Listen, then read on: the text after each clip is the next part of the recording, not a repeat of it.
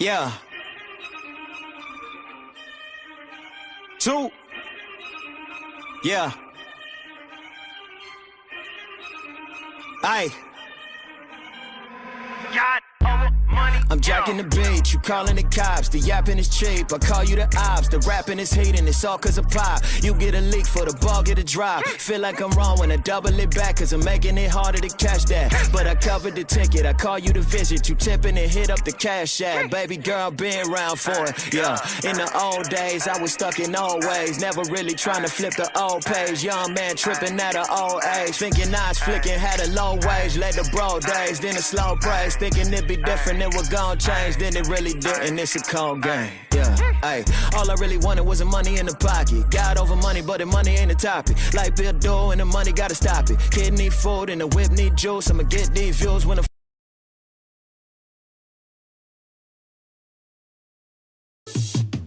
Why they party? I'm in here grinding. Money I'm stacking. Why they rock diamonds? I can't relate to them, ain't much in common. I set a goal for me 2 or 3 commas. 7 figures, 8 figures to 9 figures.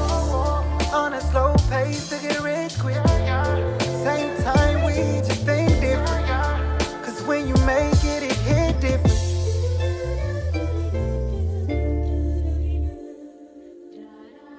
What's good, baby? It's your partner looking oh so fresco clear. You see that thing, baby? And welcome to another edition of the Countermoves Podcast. See you on Thursday at 8:30 p.m., man. Thank you for kicking it with your partner. Do me a quick favor if you could.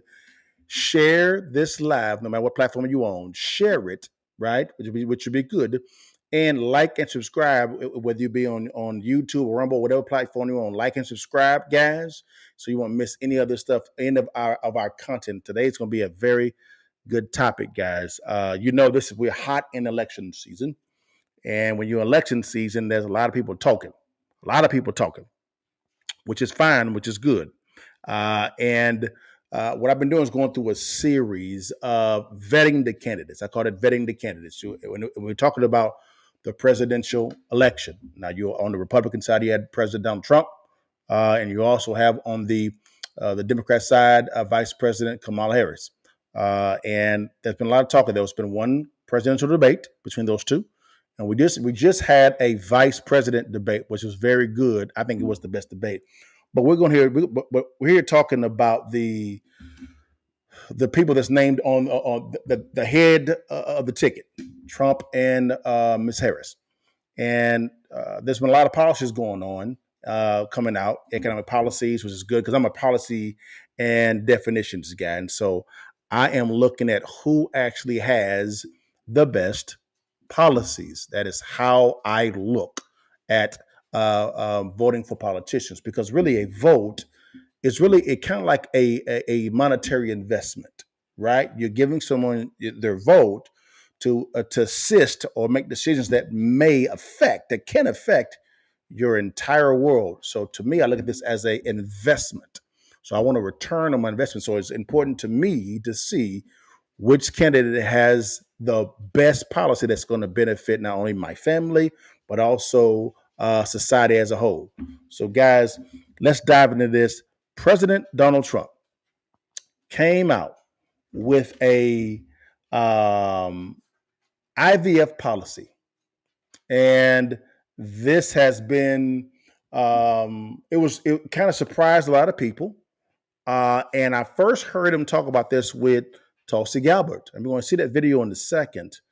But he began to speak about what this policy is going to be like, and I looked at it, I was like, wait a minute, I got to look into this a little bit more, because I got to be honest with you guys, it was a little concerning to me.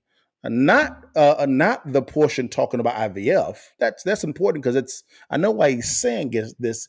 It is for to help people assist in having children, right?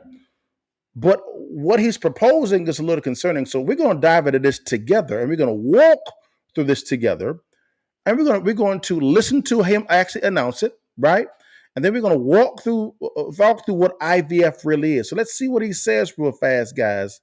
See what he says real fast. And then what we're going to do is, come back to me.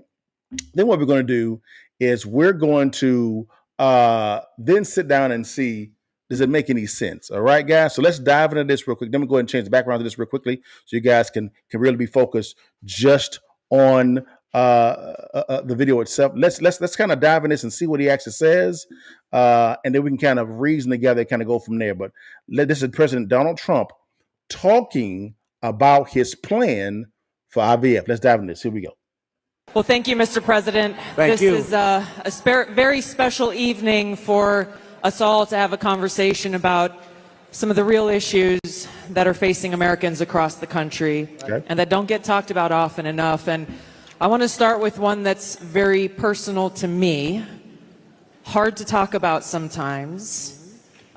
This is only the second time I've spoken about it publicly, but my husband and I were married almost 10 years ago. Okay. We wanted to start a family. We were very excited about it. Unfortunately, it was very difficult. We were not successful in trying to get pregnant. For us, IVF seemed to be the only option and the last resort. Okay. As you know, it's a pretty difficult process. It's very, very expensive. I was in Congress at the time, traveling. I would carry the medicine that I had to administer shots to myself sometimes in an airport bathroom. Wow. And ultimately, the most difficult part was every time going to the doctor for another transfer and hoping that it would result in a positive pregnancy test, and then being heartbroken over and over every time that test came back negative. Wow. Now, I know some of your opponents, your political opponents, are saying that you want to ban IVF. While it didn't work for us, it's worked for a lot of families. And I just know that there are women and couples in this crowd, or those who are watching here tonight, who may be going through this same struggle and are concerned about being able to have this option, either because they might not be able to afford it, Okay. or they're concerned that it just may not be available. And I'd love for you to talk to them about how they should feel. I didn't know the toaster was going through this at all. Wow, that's something. But kudos to her for being vulnerable enough to talk about this. Here we go. Well, thank you very much, Chelsea. And I didn't know about your situation. And it's tough stuff, right? Tough. Yeah, Life is pretty tough. It can be beautiful, but it can be difficult. We are doing something with IVF, because IVF, as you know, from friends and people you know, it's really worked out very well for a lot of people. It gave them a child when they would not have had a child. And I told my people I wanted to look at this a couple of weeks ago. And as you know, we have no taxes on a thing called tips. You know that? And I said, tell me, we did three things. We did that, and we did no tax for seniors on Social Security benefits. We want to have that. Any popular policies? I've been seeing a lot of IVF, and I kept hearing that I'm against it, and I'm actually very much for it. In fact, in Alabama, where a judge ruled against it, and I countered the judge and came out with a very strong statement for it. And the Alabama... You were very quick in your response to that. I was, but they were too. They were amazing. The legislature approved virtually my statement. I'm in full IVF, and it has really gone. It's terrific. And I said, so with the tips and with the Social Security, the no taxes on Social Security, I said maybe for IVF, and I've been looking at it, and what we're going to do is for people that are using IVF, which is fertilization, the government is going to pay for it, or we're going to get or mandate your insurance company to pay for it, which is going to be great.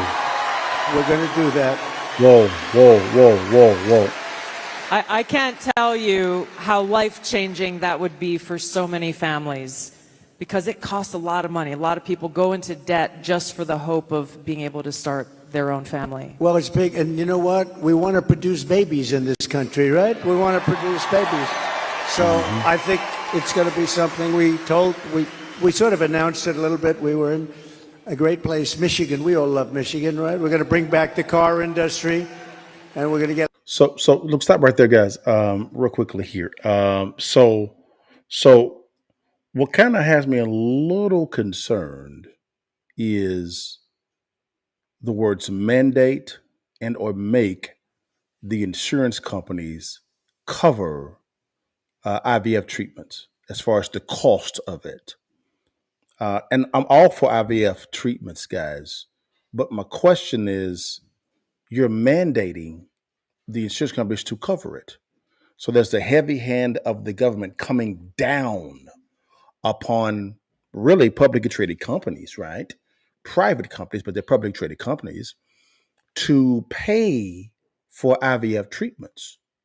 And I just said, man, that sounds a bit socialist-like, right? When it comes to the heavy hand of government coming down upon companies by mandating them to do this. Now, I'm always open to hearing what this may look like, right? And in this context, he didn't go into deep detail of what that may look like. He's just given the concept of this policy. Now, here is my concern again, is as Tulsi Gabbard, who is an ideal candidate to be able to talk about this because she went through IVF treatments, as we just heard, and she communicated that it is extremely expensive and a lot of families go into debt just to pay for the treatments in hopes to getting that blessing of a child, right? And so I just said, man, I got to look at the cost of how much it costs to produce a vial, VILE, vial of IVF treatments and what is charged to the consumers. Again, my concern is the word mandate. And we're going to walk through what this is, the cost of this, because yes, I think Donald Trump has great policies, but I never agree 100% with a candidate. And this one, although I'm open to discussing what this may look like, the entire context of it, from language to finances, and how it's not going to potentially increase the cost of healthcare for these very consumers, right? So basically kind of passing the buck from, yeah, you may not be getting debt, whether it be credit cards or mortgages on your house, whatever you may be doing to leverage to pay for the treatment, but you're trading that cost over to the inflated cost of the healthcare potentially. So I would like to see more context on this. So here in a second, guys, we're going to walk through what this may look like. I have a presentation. I actually did a lot of discussion on this. And so let's dive into this real quickly. Let's go ahead and get rid of this real quickly. Let's dive right into what this is going to look like. Let me get rid of this real fast, guys. Again, we're still talking about President Donald Trump's his IVF trip. So here is what IVF is, guys. We're gonna walk through this real quickly, okay? So IVF, real quickly, it stands for vitro fertilization, IVF, and we're gonna go through the cost breakdown for the consumer because again, we're talking about if you're gonna mandate for the insurance companies to cover this. Mandating, they're not going to eat that cost. It's going to get passed to the consumer. So how are you going to balance this out, right? So here we go. Let's walk through this real quickly, guys. All right, what is IVF, right? IVF is in vitro fertilization. IVF is a medical procedure used to assist with conception when natural methods are not successful.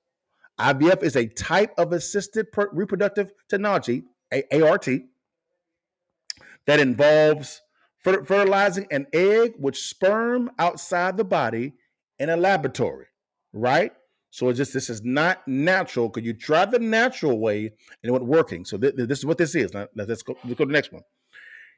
Here's the cost breakdown. Let's walk through this.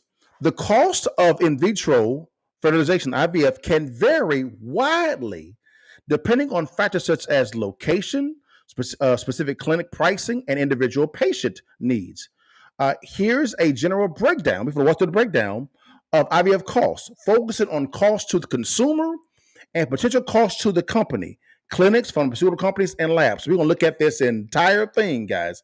I looked this up, guys. Let's walk through this. All right, here we go. Here's the cost breakdown for the consumer, right? Here we go. Here we go. Hold on one second, guys. Boom. Gotcha. Now, here's what we're going to focus on. The cost of IVF can widely depend on factors, right? Location to the clinic, pricing. Okay, we read it already. Here we go. Boom. Now, here we go. Here's the cost breakdown for the consumer, right? You have the initial consultation. Here's the cost to the consumer, $200 to $500. Cost to the company, $50 to $150, which is staff time and overhead. So you see the difference there, right? Now let's go to the next stage. You have the preliminary testing. The cost to the consumer is $1,000 to $3,000, right? The cost to the company is $200 to $800. That's a laboratory test and ultrasound. You see the difference there, right? Here we go. All right. Now you have the IVF cycle, because it could be more than one cycle, guys. You have the cost to the consumer, $10,000 to $15,000 per cycle.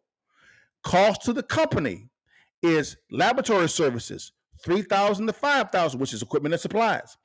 Personnel services, $2,000 to $4,000, which is embryologists and nurses, medical professionals. Overhead services, $1,000 to $2,000, which is facility costs and utilities. All right, so that's the IVF cycle. Let's keep going. Medications, right? Cost to consumer is $3,000 to $5,000. This is stimulation drugs, right? And then you have the cost to the company, right, which is before it gets to the consumer. $1,000 to $2,500, which is pharmaceutical production and distribution. It's just breaking this thing down. Here we go. Then you have egg retrieval, right? Cost to the consumer, $1,500 to $3,000. Cost to the company, $500 to $1,500, with anesthesia and physician fees. We not done, y'all. We not done. Embryo transfer, cost to consumers is $1,500 to $3,000.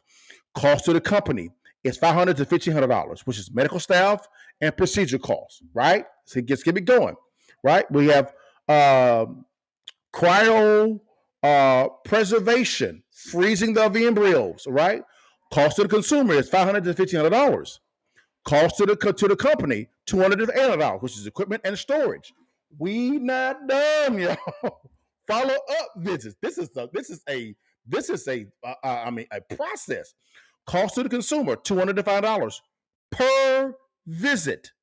Cost to the company, $500 to $1,500. Staff, time, and overhead, right?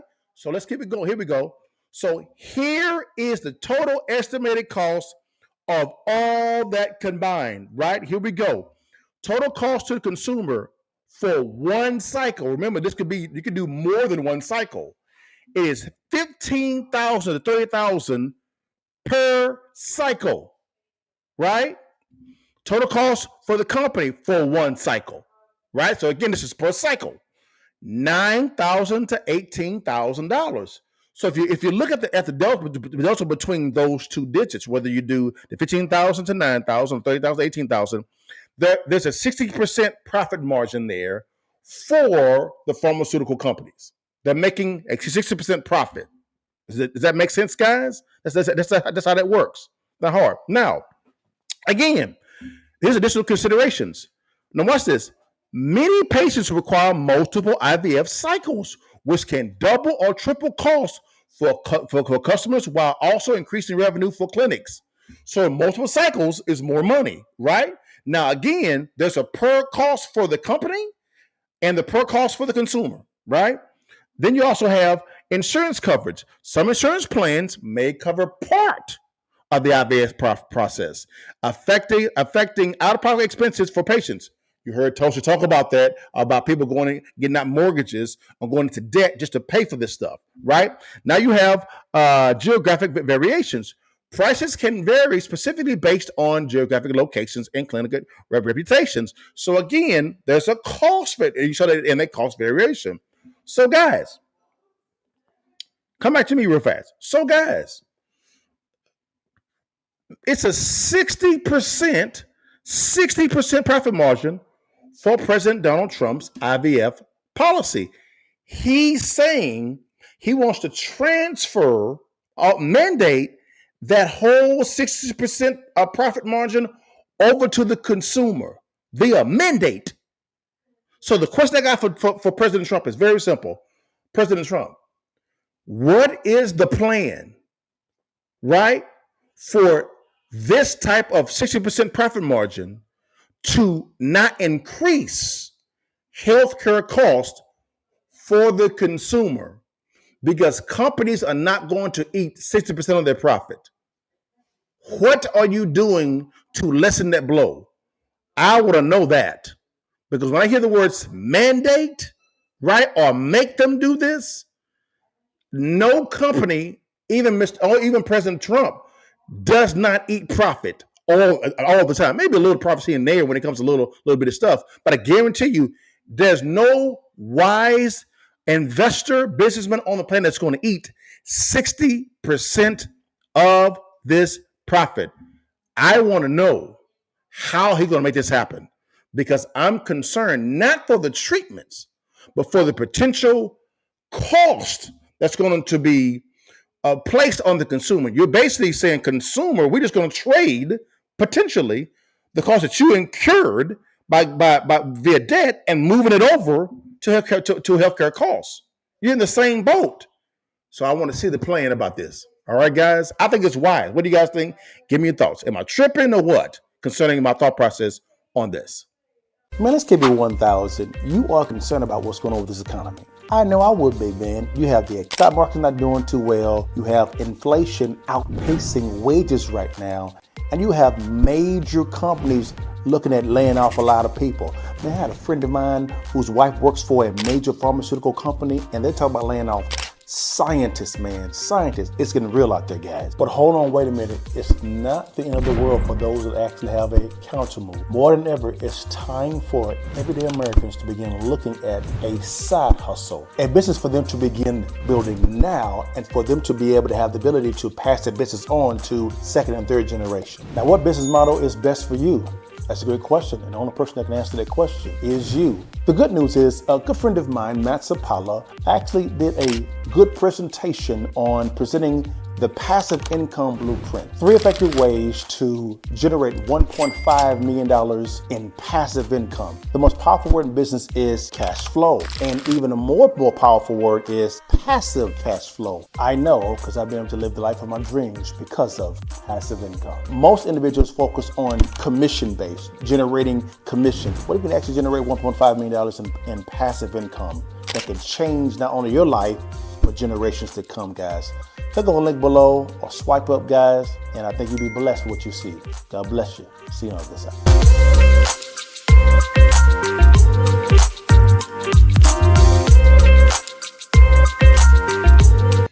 All right, guys, let's just jump over to now Vice President Kamala Harris. Now, Kamala Harris actually has been doing not that many interviews, right? So when she does an interview, it's kind of like big news because it's very few that she's done. Just keeping it at the band with you guys, keeping it 1,000 with you.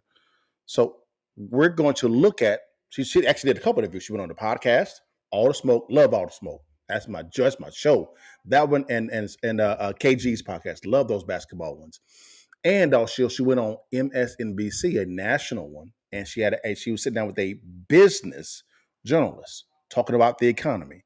So guys, we're going to bring this in.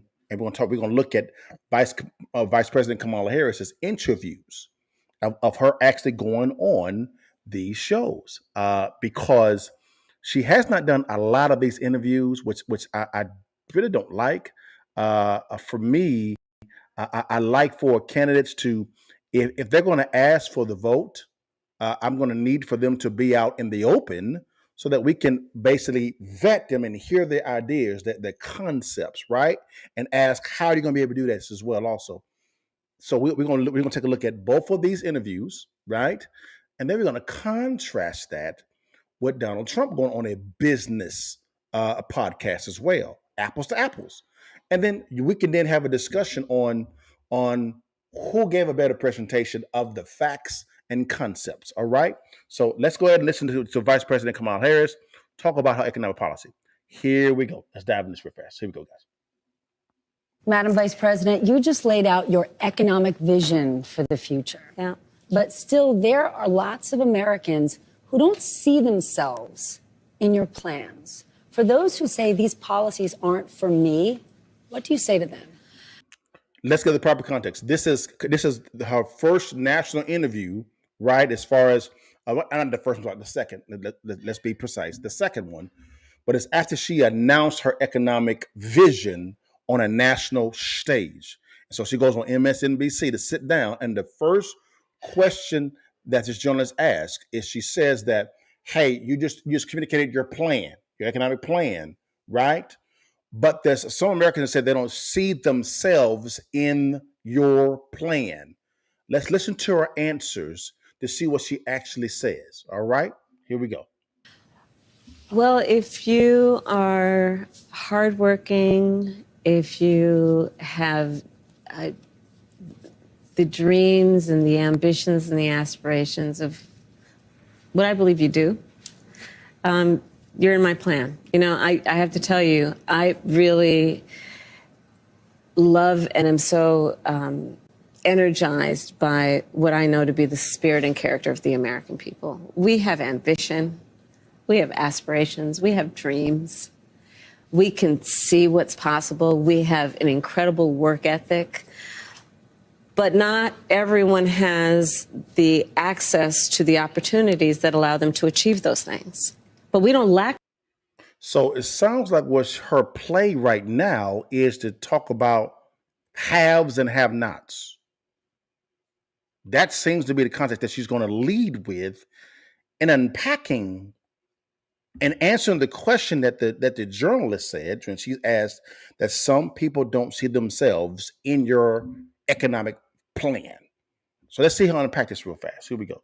For those things. But not everyone, you know, gets handed stuff on a silver platter. And so my vision for the economy, I call it an opportunity economy, is about making sure that all Americans, wherever they start, wherever they are, have the ability to actually achieve those dreams and those ambitions, which include, for middle-class families, just being able to know that their hard work allows them to get ahead, right? I think we can't and we shouldn't aspire to have an economy that just allows people to get by. People want to do more than just get by. They want to get ahead. I haven't heard any specifics yet. I haven't heard anything yet. I'm trying to be patient. Wait till she gets to it. Come on, let's get to it. Help me. And I come from the middle class. Look, my mother raised my sister and me. She worked hard. She saved up. By the time I was a teenager, she was able to buy our first home. And, you know, home ownership for too many people in our country now is elusive. You know, gone is the day of everyone thinking they could actually live the American dream. So part of my vision for the economy is let's deal with some of the everyday challenges that people face and address them with common sense solutions, such as affordable housing.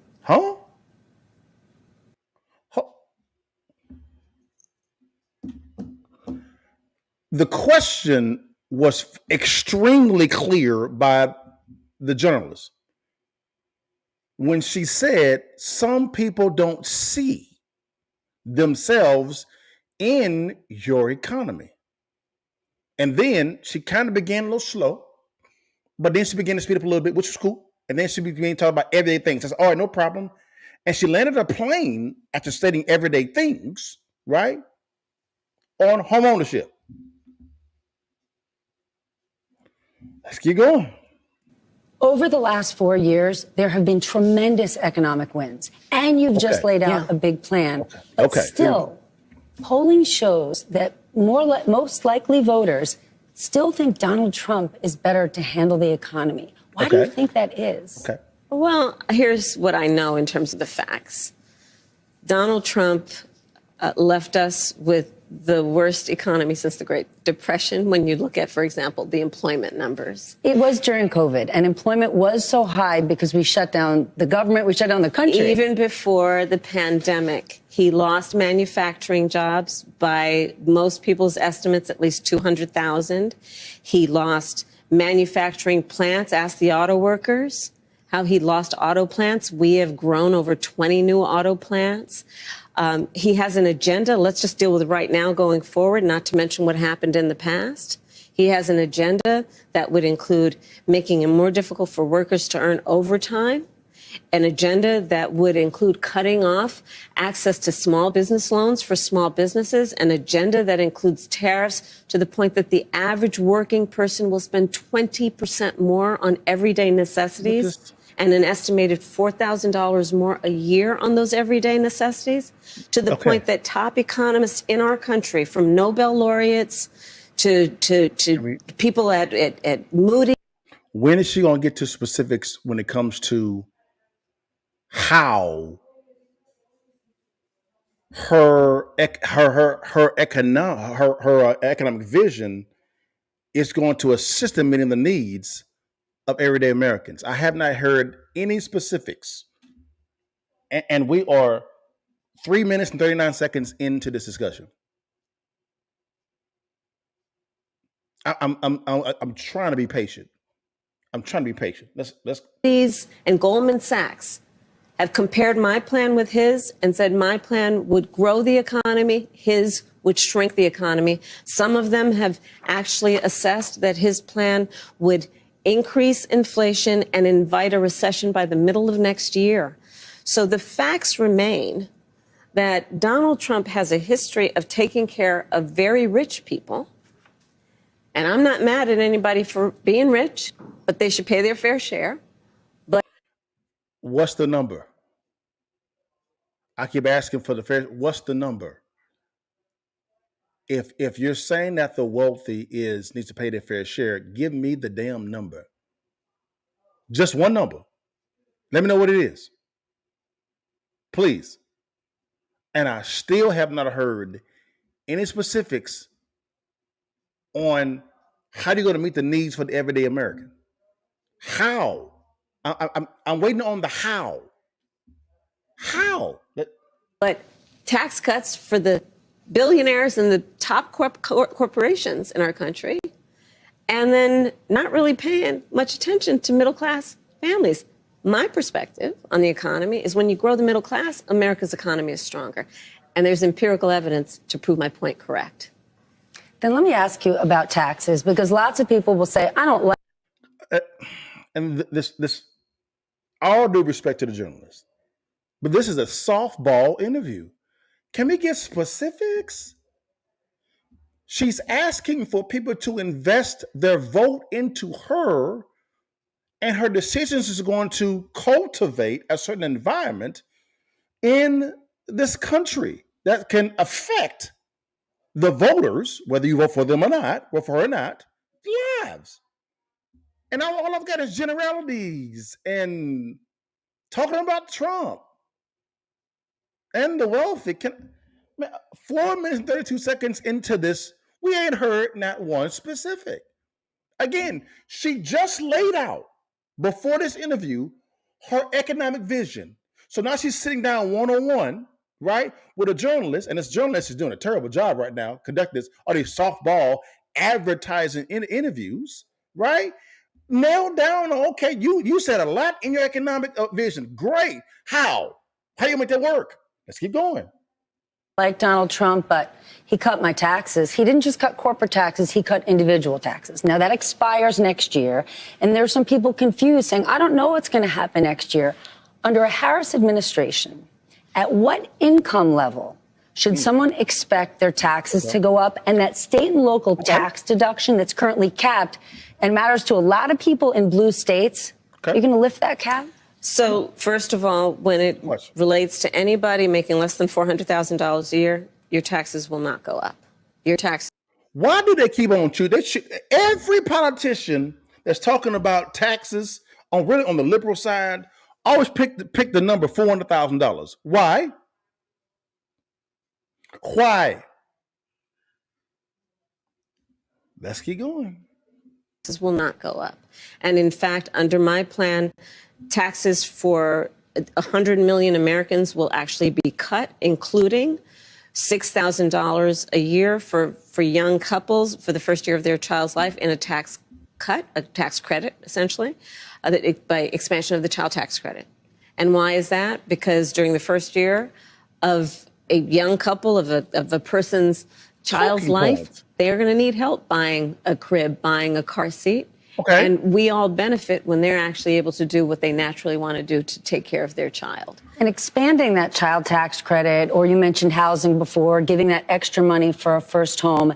If you can't raise corporate taxes, or if GOP takes control of the Senate, where do you get the money to do that? Do you still go forward with those plans and borrow? Well, but we're going to have to raise corporate taxes, and we're going to have to make sure that the biggest corporations and billionaires pay their fair share. That's just talking point. I get more talking points. More talking points. So you're going to have to raise taxes. How does raising taxes invite in capital to be invested? How? So that means if she's raising taxes, what that means, guys, there's going to be more printing. More printing. The same old, same old. Nothing's going to change. You get no tax cut. No, you do not. She just said you have to raise the corporate taxes. Let's keep going. Let's see if she goes a little deeper. it. It's about paying their fair share. What's the number? I am not mad at anyone for achieving success. Yes, y'all. But everyone should pay their fair share, and it is not right that the teachers and the firefighters that I meet every day across our country are paying a higher tax. And yes, okay, I got to stop the cap. I am so sick and tired of these politicians talking about paying their fair share and being dishonest. Where they're talking about paying their fair share, and when it comes to taxes, and they're only talking about the income tax. Just the income tax. Notice how they point to firefighters and teachers who are taxed on their income. They ain't talking about private taxes. They ain't talking about they're talking about corporate tax. They ain't talking about capital gains. Nothing. They ain't talking about none of it. It's all about mostly income tax. Because they understand they're not going to tax the wealthy guys. Let's stop the cap. Because the wealthy is who's giving them their campaign money. Let's stop this game. Again, I'm still waiting on the specifics about how people that don't see themselves in your opportunity economy can see themselves by what you're telling them when it comes to the specifics in your vision, right? Your concept of your opportunity economy, for them to see themselves in your economy. I'm still waiting on the specifics. Guys, 6 minutes and 26 seconds into this video, I ain't heard nothing. Than the richest people in our country. Bill Gates just said it this week. If he was in charge of taxes, he would have paid more. But how do you find that line? And Bill Gates lying too. All these people that said they would have paid more, you know, you can voluntarily give more taxes to the government. You don't need to be forced to give higher taxes. Just pay more, right? Just pay more. But you won't. Let's stop this game, man. All these games. And let's be honest. Jeez. To make sure corporations are paying their fair share, but they're not leaving our country. Well, listen, I work with a lot of CEOs. I have spent a lot of time with CEOs. And I'm going to tell you that the business leaders who are actually part of the engine of America's economy agree that people should pay their fair share. They also agree. Okay, hold on. Who are these people? I want some names. You said Bill Gates. Bill Gates know he lying. He know he lying. They lying. Hey, all those CEOs that say that they can pay more, just cut the check. You got to be forced to pay it. Just pay it. You can literally, guys, write a check out to the IRS. They'll take it voluntarily. No problems. But you won't. That when we look at a plan such as mine that is about investing in the middle class, investing in new industries, investing in bringing down costs, invest in entrepreneurs like small businesses, that the overall economy is stronger and everyone benefits. Part of my plan for the economy is investing in new industries in a way that we have active partnership with the private sector. I've worked with the private sector my entire career. Even as vice president, working with some of the biggest banks and biggest tech companies to increase by billions of dollars the money going into community banks to increase access to capital for small businesses. Why do those biggest corporations and CEOs do that? Because they know those kinds of investments like in our small businesses, in startups and entrepreneurs, actually strengthens America's economy overall, and everyone benefits. So this is not about bilking anybody, but it is certainly about saying, let's make sure that we create opportunities for everyone to grow wealth. I believe that it is not sufficient, and it should not be our goal to just make sure everyone is working. That should be the baseline. That should be a given. And let's create an economy where people have the ability to buy a home, to start a business, to take a nice vacation from time to time, right? For people who... Hold on. She just said the baseline is you should have a job, right? That came out of her mouth. She said the baseline is that you should have a job, but you should have access to capital and growth opportunities so you can go on vacation and buy a new home. That all sounds great.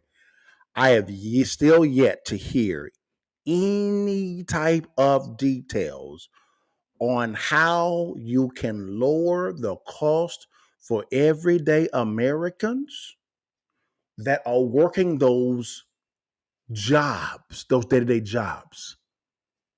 I'm just hearing a lot of rose petals and grandeur and vibes and no specifics. Now, guys, okay, let's go over, guys, to all the smoke. And I'm doing this, guys, because I want you guys to see if you can notice something that may be similar. So let's go over to all the smoke. Again, love Matt Barnes, them. Those my dudes. Love Steven Jackson, them. Those my dudes. My partners, man. Love them to death, man. But let's go ahead and see what's going on. Let's go ahead and see, because they go right into the economy. Here we go. Away from it. The stresses that is also productive, right? Okay. Economy, small business, black business. We actually just started our business in January. Congratulations. So we've grown from a show to a whole entire company. What is your economic plan moving forward for people who are living paycheck to paycheck and struggling for groceries and rent and homeowners? So now right there. The question is clear. It's clear. Let's see how she answers. Look, I grew up, so my sister and I were raised by our mother. We lived for a long time in an apartment on top of a child care center. That child care center was actually owned by a woman who lived 2 doors down from us, Mrs. Shelton, who was, by all of our accounts and feelings, our second mother. She helped raise us. And so she was a small business owner. So I'll start with the small business, and congratulations on what you guys have done. I, from a child, knew who our small business owners are, right? I mean, you're business leaders, but you're also civic leaders. You take seriously your voice and how you can mentor, how you can grow, right? Communities and the sense of communities. I love our small businesses. And so a lot of my work in terms of building and growing the economy has focused on small businesses. And my vision overall is we need to build an opportunity economy in which we increase opportunity for all, including small business owners. So a lot of my work, even in the Senate, was about increasing access to capital through our small businesses, and in particular through our community banks. Mm-hmm. Sound familiar? Sound a bit rehearsed? Huh? I mean, damn near verbatim. Damn near verbatim. Again, the question: what is your economic plan to lower the cost for people that are living paycheck to paycheck, buying higher groceries, and so on and so forth? The question was clear. And we get this. So I've been responsible for billions of dollars more now going into our community banks, because they're in the community, and then they know who's in the community and where the talent is and who's doing good in the community, what the community wants. And so part of my plan as president is to give small businesses, startups, a tax deduction of $50,000 to start up. Because right now the tax deduction is $5,000. Can't do nothing with that. That's exactly right. And see, the thing we know. Actually, you can. You can actually start a business for less than $5,000. I know a friend of mine started a business for $500. I know another friend of mine that actually started a business, a mentor of mine, started a business for $300. He now makes $400,000 a month residually. My other friend that started for $500, he makes $200,000 per month. Yes, you can. Again, this is what I call theory versus real world. Now, I'm not talking about Matt Barnes and Steven Jackson. I'm talking about Vice President Kamala Harris. Let's get going, guys. Is that most of our small business, our entrepreneurs who want to start a small business, got a great idea, have incredible work ethic, but they weren't handed a bunch of money on a silver tray. Right. And they just need to have-nots again, same stuff. And notice there's no dialogue at all about people working the 9 to 5. The middle class people, the 9 to 5, right? The ones that actually have W-2 jobs. None of that discussion at all. To get their foot in the door. So there is that. There is what I need to do and what we need to do around making housing and rent more affordable. Here we go. Part of the problem there is we have a housing supply shortage. My plan includes giving tax incentives for home builders to build 3 million more homes by the end of my first term to increase supply to bring down cost. And again, guys, her solution is to print more money. That's why she said in the previous interview, we have to raise taxes. Why? To pay for this. There's no free money. There's not. And here in a second, guys, we may look at a tax plan. I mean, I may play that. I may play that. And to increase home ownership, a $25,000 down payment assistance to first-time home buyers. Mm-hmm. Because again, people just need to get their foot in the door. They'll grind after that. Right? Mm-hmm. That's exactly right. They'll grind after that. That's exactly right. Mm-hmm. And we know home ownership, especially for the community, that's the fastest, most effective, and most sure ways to build intergenerational wealth. Mm-hmm. And she thinks she cooking. She thinks she cooking. She thinks she own and popping. Ain't talking about a bunch of nothing. Bunch of nothing. I heard, again, guys, I'm trying to be fair. We've listened to 2 interviews. I believe they're a week apart. 2 interviews. She said the same thing in every interview. Damn near verbatim. The same thing. And these are 2 business owners, right? And she's sitting in front of a business journalist. And we get this. No specifics. No, nothing. I still don't know how she's gonna do it. I still don't know. I still don't know, y'all. And I'm trying to be as fair as possible. Now I gotta ask this question. If you are a Kamala Harris voter, right? Are you okay with this? I don't know the answer. The only person that can answer the question is you. But I still don't know how she's gonna do what she's gonna do. We're still in concept mode. We haven't gotten to the specifics. Just like when it came to Trump, when this came to his IVF thing, I need specifics because I didn't like that from a conceptual standpoint. And this ain't no better. But again, guys, hey, we done with this. We done. I am done. 2 softball interviews. I call these advertising interviews. Not one-on-one. Hammer it out. Let's get to the specifics. These are advertisement interviews. That's what they are. Simple. What's good, y'all? The Bugs here. Most individuals that I've talked to today, they're really concerned about the economy, specifically the volatility of it. Number one, they're really concerned about inflation. Now, the area of their concerns really centers around the variable of inflation. Inflation right now is really outpacing people's wages, number one. And number two, it's beginning to affect their 401k and IRAs because their retirement accounts are connected or intertwined with the stock market. Over the years, I've been fairly successful in real estate investing. Currently, I own about $35 million worth of real estate under management. And also my partner and I have been able to build our private equity and venture capital firm to about $1.2 billion worth of assets under management. Now, this success has taken place in up or down economies. Now, whenever there's volatility in the market, opportunities begin to show up. There are 3 investment strategies that, if implemented the correct way, any investor can go from 0 to 6 figures in the next 6 to 12 months. Click on the link below or swipe up and let's talk through these strategies.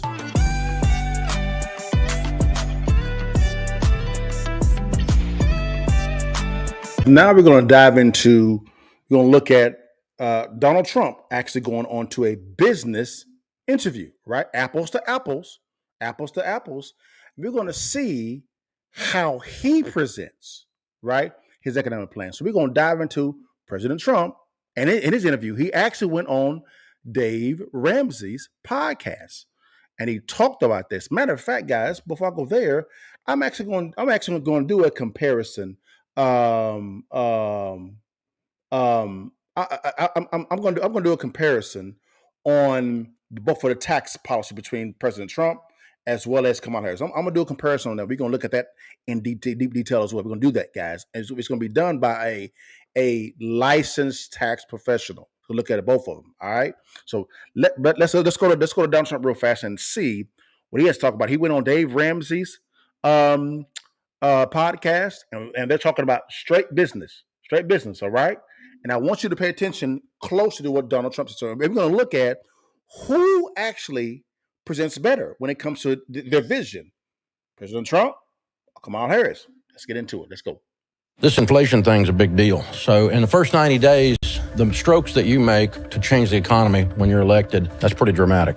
I believe I'll be able to get energy down to 50% of what it is right now within a period of less than a year. I know small businesses are where jobs come from. When you guys in government can take your hands off of small business, we're able to employ people and change things. So how can you help small businesses? You have to love what you do. If you don't love what you do, it's not going to work. It's the largest tax cuts in the history of our country. That's why we became so successful. You think we can do that again? Yeah, I think we can go lower. If I don't turn my head at the exact 90-degree angle, if I was a little off, I'm not doing this very nice interview with you. I hear you going back to Butler and finish the speech. I am. I'm going to say... All right. Hey guys, Dave Ramsey here with The Ramsey Show. If you don't know what The Ramsey Show is, it's a show about life, about money, about relationships. It's not a show about politics. We specifically over the years have tried to remind you over and over again that what happens in your house is more important for your success than what happens in the White House. We also realize that this election is a really important time right now. People are really looking at what's happening. There's a real divisiveness in the air, a lot of anger in the air. So our team reached out to Vice President Harris's team about the opportunity to sit down with her for a long-form interview, and reached out to President Trump's team about the opportunity to sit down for a long-form interview with him and to talk about ideas, talk about what's going to happen, not what has happened, and not about personalities and not about name calling, because both sides are pretty good at all of that stuff. And the fact that I sit down with either one of these candidates is going to piss some of you off, and frankly, I'm perfectly fine with that. Cool. It's something I wanted to do, and I felt like it was something we needed to talk about. So I find myself sitting here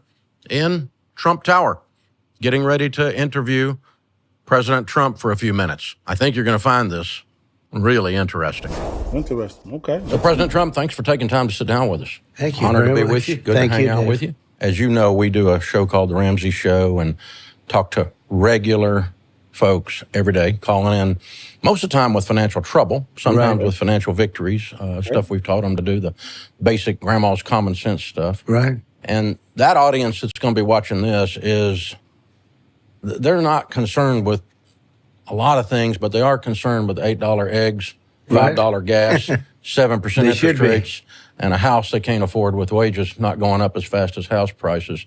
This inflation thing's a big deal. So in the first 90 days, the strokes that you make to change the economy when you're elected are a big deal. What's the first things you're going to do on that? Well, in terms of... Good question. Good pointed question. Let's see how President Trump responds. Inflation, you're right. And it's almost inflation over the economy, if you want to really know, because people are getting wiped out like never before. I think it's the highest inflation we've ever had. They say it's the highest in 48 years. I think it's the highest ever. There's never been any mess like this. And it's because of what they did with energy. Also, then they topped it with spending with money, that trillions and trillions of dollars that they didn't need, that's being just wasted.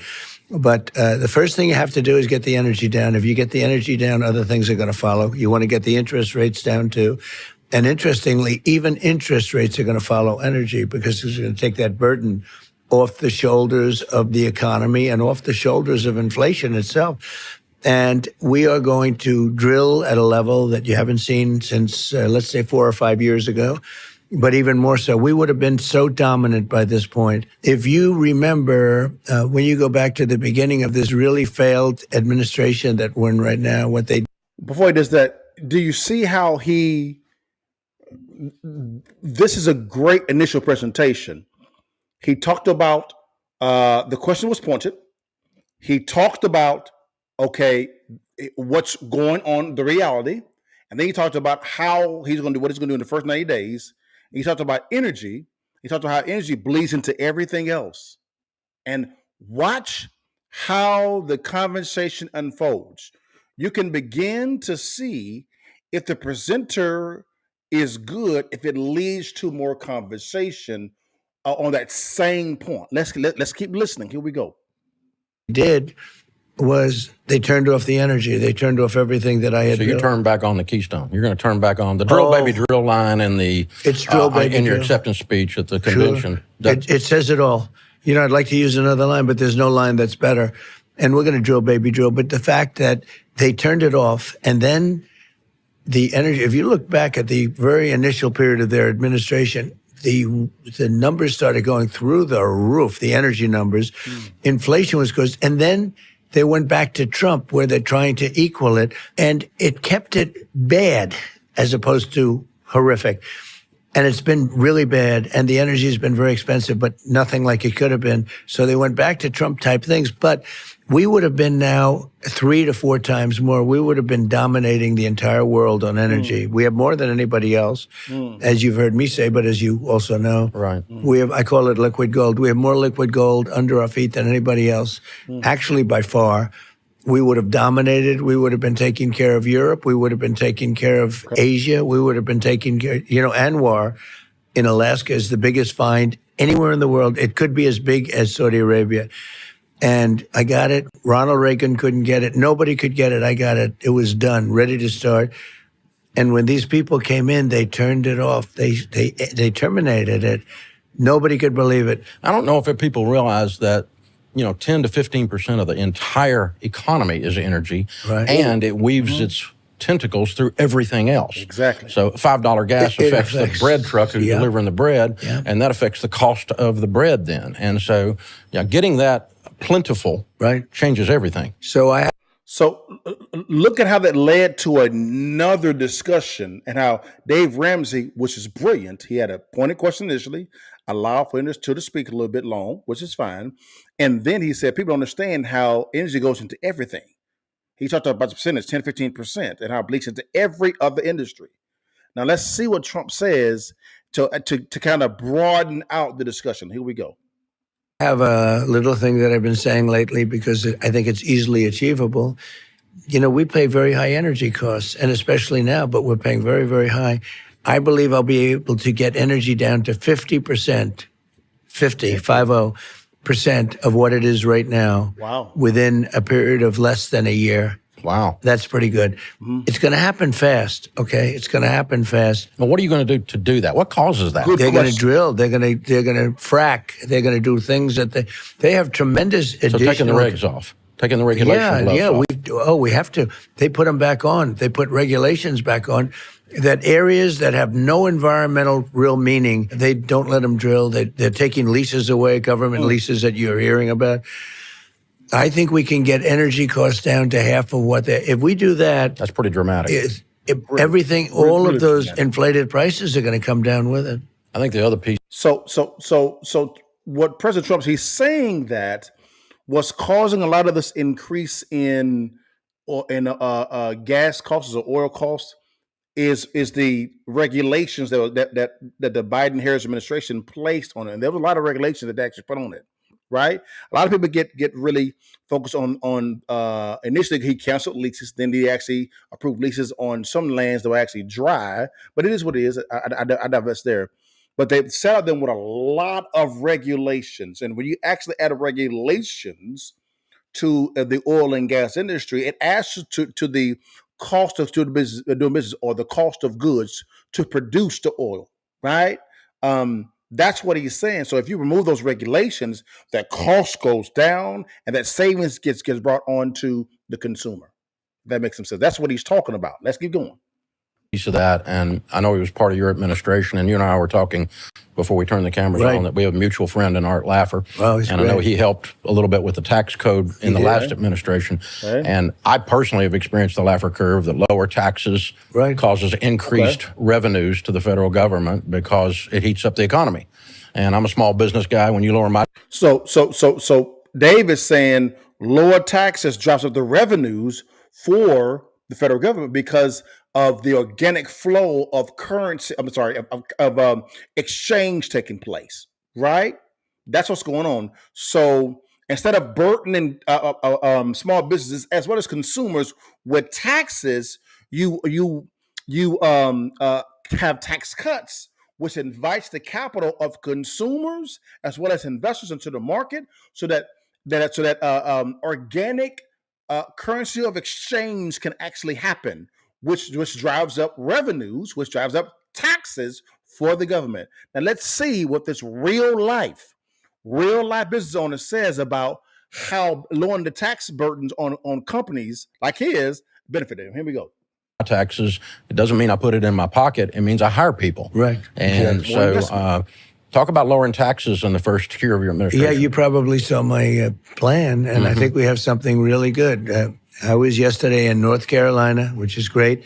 That was the furniture capital of the world. And China then went in and did a number and took so much of that business, most of that business. The talent, I used to go there to buy furniture for hotels and things. Hickory, North Carolina. Yep, in Hickory. I was in Hickory yesterday and made a speech. And we're going to bring it all back. What we're doing is there's sort of a two-phase. Number one, I took taxes from 39% to 21%. You know that better than anyone. It's the largest tax cuts in the history of our country. And that was great. That's why we became so successful. It's funny. You think we can do that again? Yeah, I think we can go lower. And I'll tell you what I'm doing. I'm bringing it from 21 to 15, but you have to manufacture your product here. And then you pay 15%. And then I'm going to put tariffs on countries so they can't come in and steal our business, so that our businesses now can be competitive. Not that, China came in and just stole all our furniture and many other industries, by the way, including steel. And I saved steel by putting 50% and 100% tariffs on all of the steel that they were dumping. But we're going to do, so in other words, this is a dream for you then. We're bringing the tax rate from 21. Remember, it was 39, and it was really 50 if you add state and local and all of the other things. So we're going to bring it down from 21 to 15. I got it down to 21, which everyone said was impossible, and got it approved by Congress. So it's there. And we're going to bring that down to 15, but you have to make your product in the United States.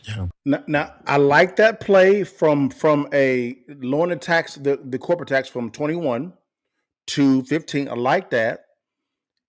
I like the tariff play, right? I like the tariff play to force competition, because I agree with the pushback there with a lot of people when they say, hey, tariffs can drive up the cost of goods. You're correct.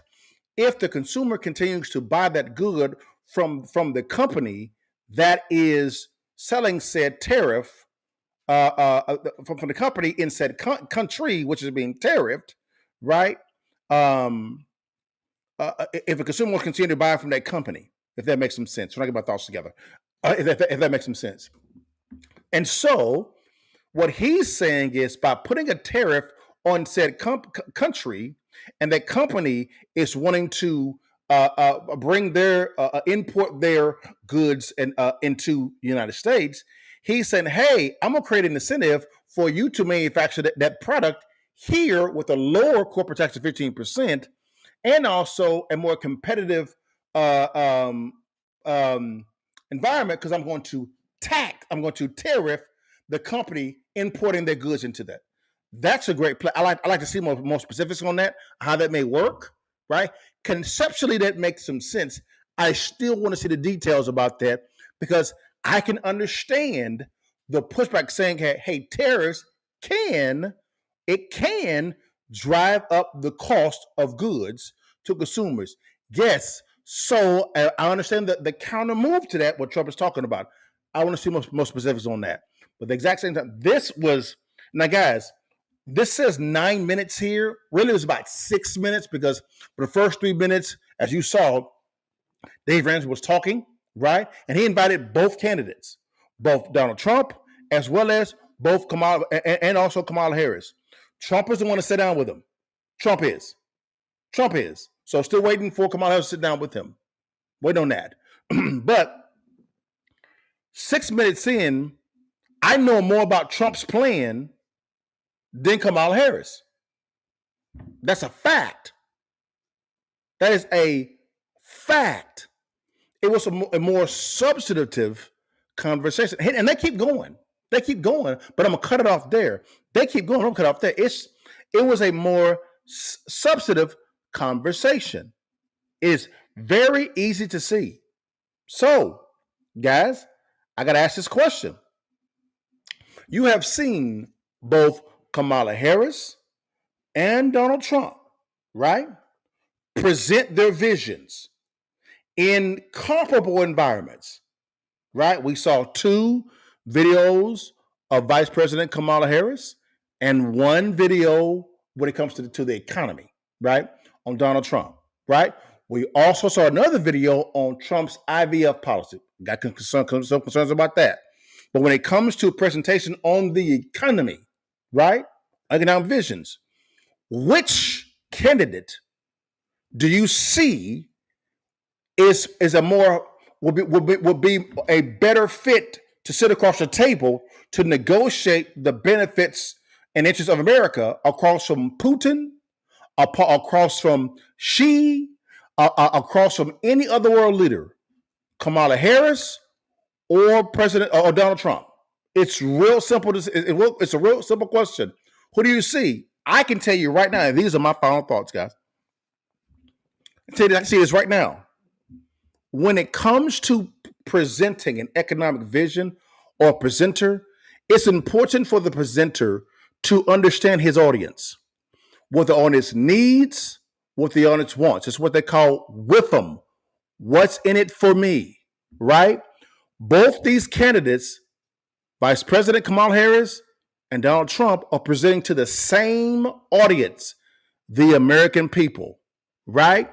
The American people has been very forthright on what they wanted to see. Now, those needs can vary here and there, but there's consensus around the economy and inflation, right? Really, it's the economy and inflation. And of course, you have border security too. That's another discussion, right?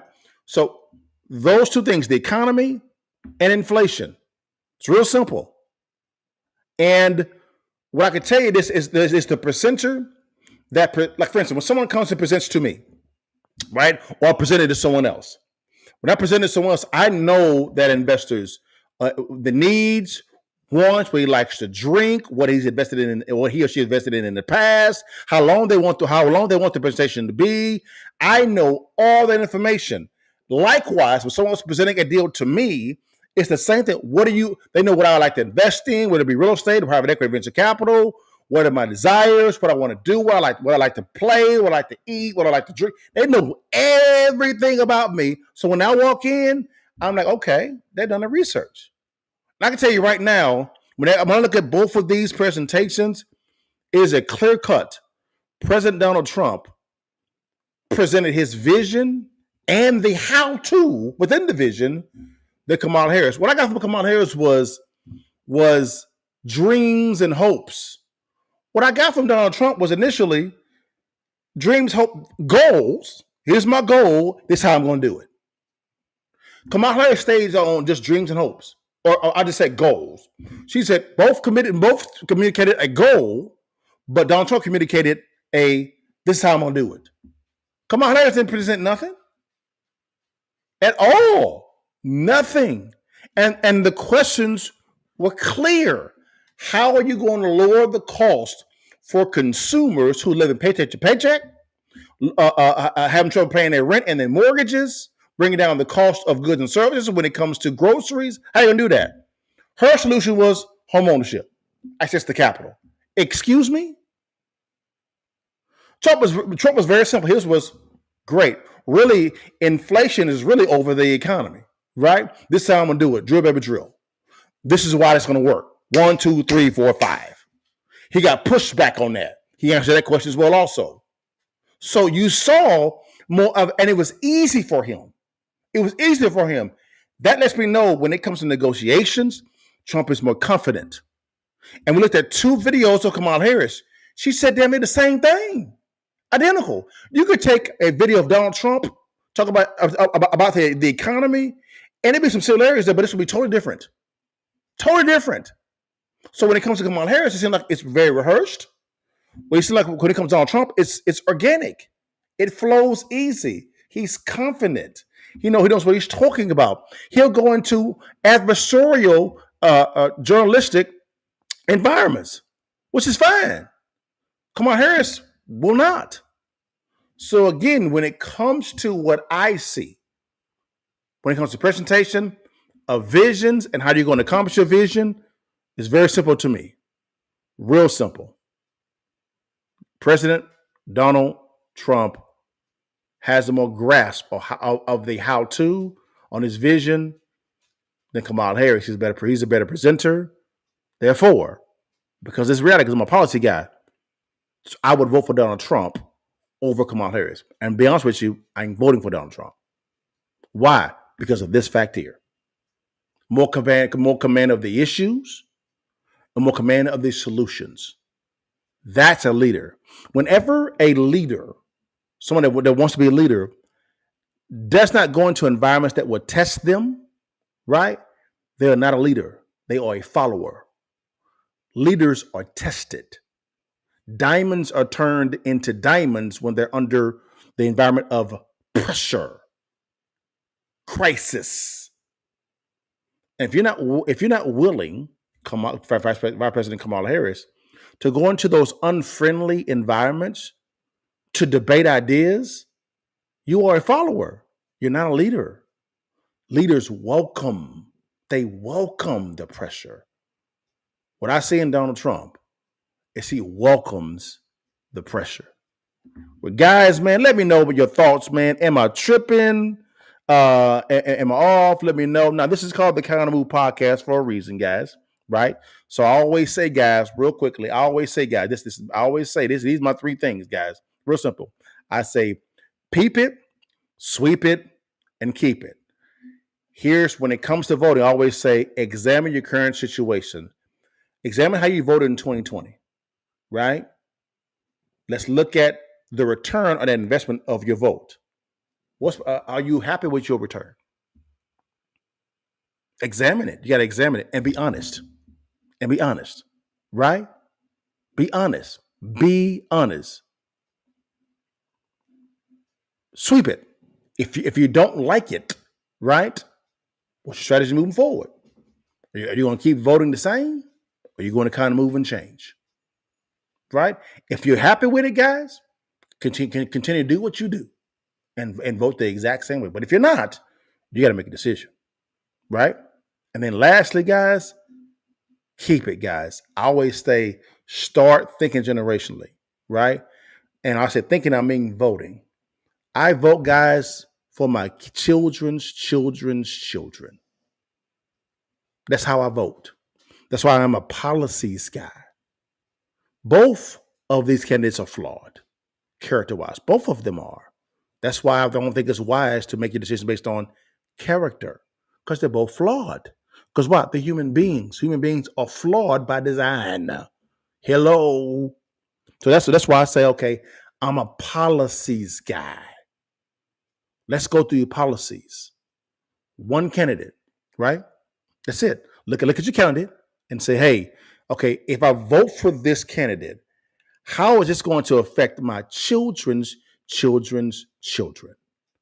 I said it because a broke person plans for Saturday night. A wealthy person, and I'm not just planning to talk about money, but a wealthy person plans for 3 generations. Which one are you? And not voting is a decision. It's a decision.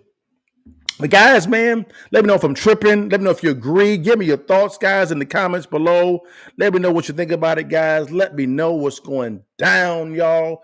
If you agree with me, if you disagree with me, I'm open to having to dialogue about it as well. I'm not Christ Jesus. I'm a servant of His. You know what I'm saying? He is my king. But I am open to having dialogue about policies. Love it. Let's get it in, guys. And also, guys, a reminder, guys, tomorrow at 5 p.m., guys, it's Real Estate Friday training. Your partner and Cliff, we gets it in, guys. We gets it in, man. So every Friday at 5 p.m., we do Real Estate Friday Live. It's free. It's on all platforms, guys. Come tap it in with Cliff and now. Teach you about the current market analysis, and we give you a strategy that you can actually implement today to make 10, 20, 30K and also generate a passive income, guys. But guys, thank you so much for your time. I hope this was beneficial, informative, right? I know it was informative for me because I got to do some research on both candidates, guys. But you know how I ended every single time, guys. Before you leave and while you can, you see that thing, baby. Don't get mad at me. Talk to Jesus about that thing. Take that damn picture, give it to your mom and them. Holler at your partner. God bless you guys. See you next time. Peace. Long live the